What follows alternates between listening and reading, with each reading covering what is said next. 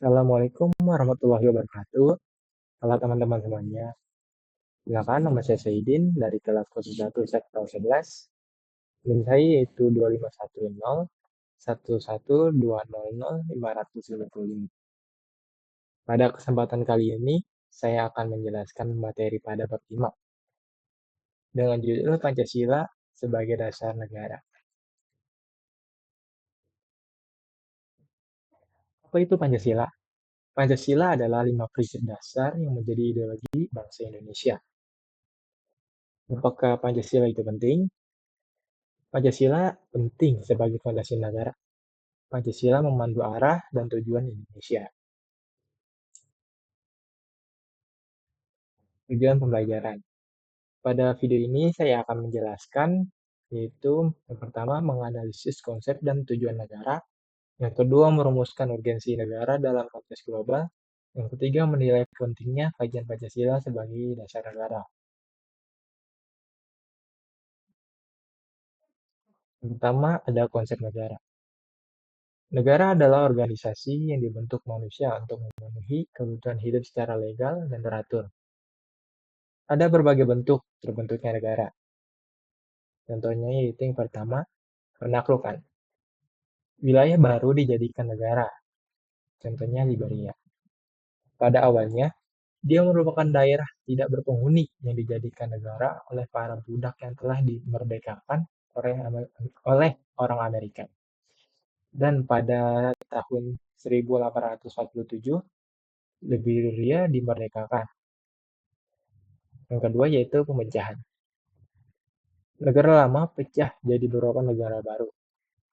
Contohnya, Uni Soviet terpecah menjadi beberapa negara baru yaitu Ceko dan Slovakia, yang merupakan pecahan dari Cekoslovakia. Yang ketiga, peleburan.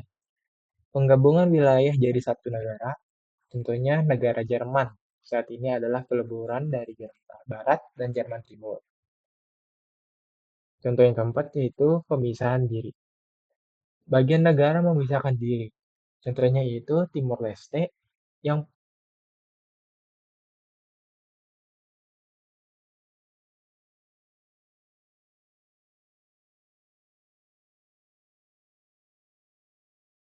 negara. Sebuah negara juga mempunyai unsur-unsur yang harus dilengkapi legitimasi. Unsur-unsur itu sebagai berikut. Yang pertama, rakyat. Rakyat menjadi unsur yang terpenting dalam negara. Sebab rakyat mendirikan dan membentuk suatu negara. Yang kedua ada wilayah. Wilayah adalah lokasi di mana masyarakat menempatinya dalam satu negara dan menjadi tempat penyelenggara sistem kepemerintahan yang sah sesuai dengan ketentuan hukum. Wilayah negara dapat dibedakan menjadi daratan, lautan, dan udara, dan mempunyai batas-batasan dengan negara lainnya. Yang ketiga, pemerintahan yang sah atau yang berdaulat. Maksudnya itu, pemerintahan yang sah yang berdaulat adalah pemerintah yang dibentuk oleh rakyat dan mempunyai kekuasaan yang tertinggi. Lalu ada tujuan negara. Tujuan negara berbeda-beda, tergantung pandangan hidup bangsa. Secara umum, yang pertama mewujudkan kesejahteraan dan kebahagiaan rakyat. Yang kedua, menjamin ketertiban, keamanan, dan moralitas. Teori tujuan negara pada umumnya digolongkan menjadi dua, yaitu teori klasik yang berfokus pada kekuasaan dan stabilitas. Yang kedua, teori modern yang berfokus pada hukum, kebebasan, dan kesejahteraan. Selanjutnya, urgensi Pancasila sebagai dasar negara. Sebagai pedoman, pemerintah dalam mengatur kaidah hukum negara yang di dalam termasuk kebijakan tentang pemerintah, wilayah, rakyat Indonesia, maksudnya adalah aturan itu yang kemudian akan digunakan untuk membentuk negara yang ideal. Apa itu negara ideal? Yang pertama, Pancasila adalah sumber hukum tertinggi. Artinya Pancasila berada di puncak hierarki hukum di Indonesia. Semua peraturan perundang-undangan, termasuk UUD 1945, harus bersumber dari dan tidak boleh bertentangan dengan Pancasila. Dan jika ada hukum yang bertentangan dengan nilai Pancasila, maka secara prinsipil hukum tersebut tidak sah secara moral dan filosofis. Yang kedua, menjiwai seluruh sistem hukum dan pemerintahan. Pancasila bukan hanya dasar hukum, tapi juga menjadi roh dari seluruh sistem. Yang pertama, dalam penyusunan undang-undang, lalu dalam pelaksanaan pemerintahan, yang ketiga dalam penegakan hukum dan keadilan. Contohnya sila kelima, yaitu keadilan sosial, harus tercermin dalam kebijakan ekonomi dan distribusi kesejahteraan. Yang ketiga, tercantum dalam pembukaan UUD 1945 dalam alinea keempat. Meskipun kata Pancasila tidak disebut secara eksplisit, kelima silanya tertulis lengkap dalam alinea keempat. Pembukaan UUD 1945. Hal ini memberikan, yang pertama, kekuatan yuridis sebagai dasar konstitusional. Yang kedua, legitimasi historis karena disepakati oleh para pendiri bangsa. Lalu yang keempat, dasar statis dan dinamis. Dasar statis yaitu Pancasila menyatukan seluruh elemen bangsa sebagai fondasi yang kokoh dan tidak berubah-ubah. Lalu dasar dinamis, Pancasila menjadi bintang penuntun arah pembangunan dan perubahan bangsa ke depan. Yang artinya, Pancasila bukan hanya relevan di masa lalu, tetapi juga menjadi pedoman dalam menghadapi tantangan masa kini dan masa depan. 4 pokok pikiran dalam pembukaan UUD 1945. Yang pertama, persatuan, yaitu negara melindungi segenap bangsa Indonesia dan seluruh tumpah darah Indonesia dengan berdasarkan atas persatuan dengan mewujudkan keadilan sosial bagi seluruh rakyat Indonesia. Yang kedua, keadilan sosial, yaitu negara hendak mewujudkan keadilan sosial bagi seluruh rakyat Indonesia. Yang ketiga, kedaulatan rakyat, yaitu negara yang berkedaulatan rakyat berdasarkan atas kerakyatan dan permusyawaratan perwakilan. Yang keempat, ketuhanan yang Maha Esa, yaitu negara berdasarkan atas ketuhanan yang Maha Esa menurut dasar kemanusiaan yang adil dan beradab. Selanjutnya ada hubungan Pancasila dan UUD 1945. Pertama ada hubungan formal, yaitu Pancasila tercantum dalam alinea keempat pembukaan UUD 1945. Kalimat berdasarkan kepada merujuk langsung pada 5 sila Pancasila, meskipun kata Pancasila tidak disebut secara eksplisit. Karena tercantum dalam pembukaan, Pancasila memiliki kedudukan sebagai dasar normatif hukum positif Indonesia. Yang kedua, hubungan material, yaitu dalam sidang BPUPKI, pembahasan pertama adalah dasar filsafat negara, yaitu Pancasila. Baru kemudian membahas pembukaan UUD 1945. Yang artinya Pancasila menjadi sumber nilai yang melandasi seluruh isi UUD dan peraturan perundang-undangan. Yang ketiga, korelasi dalam struktur hukum. Menurut Hans Kelsen, yaitu teori piramida hukum, Pancasila berada di puncak sebagai reside atau cita hukum tertinggi. Di bawahnya ada pembukaan UUD, UUD, dan seluruh peraturan hukum lainnya. Pancasila menjiwai seluruh sistem hukum dan pemerintahan Indonesia. Yang keempat, implikasi praktis, yaitu nilai-nilai Pancasila harus tercermin dalam setiap kebijakan, peraturan, dan tindakan pemerintah. 4 pokok pikiran dalam pembukaan UUD 1945, yaitu persatuan, keadilan sosial, kedaulatan rakyat, dan ketuhanan, adalah pengejawantahan dari sila-sila Pancasila.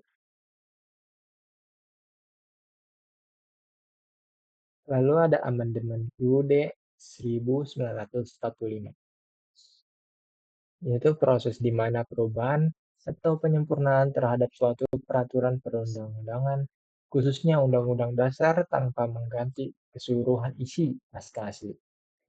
Tujuannya adalah untuk menyesuaikan aturan hukum dengan perkembangan zaman, kebutuhan masyarakat, dan dinamika politik. Latar belakang amandemen ini dilakukan karena yang pertama kekuasaan terlalu besar di tangan MPR dan Presiden. Yang kedua, pasal-pasal UUD terlalu fleksibel, menimbulkan multitafsir. Yang ketiga, kurangnya ketentuan konstitusional yang mendukung semangat reformasi. Lalu ada prinsip dasar yang tidak boleh diubah. Dalam 4 kali amandemen, ada kesepakatan nasional bahwa hal ini berikut tidak boleh diubah. Yang pertama, pembukaan UUD 1945 tetap utuh. Yang kedua, bentuk negara kesatuan Republik Indonesia dipertahankan. Yang ketiga, sistem presidensial diperkuat. Yang keempat, penjelasan normatif dimasukkan ke dalam pasal-pasal.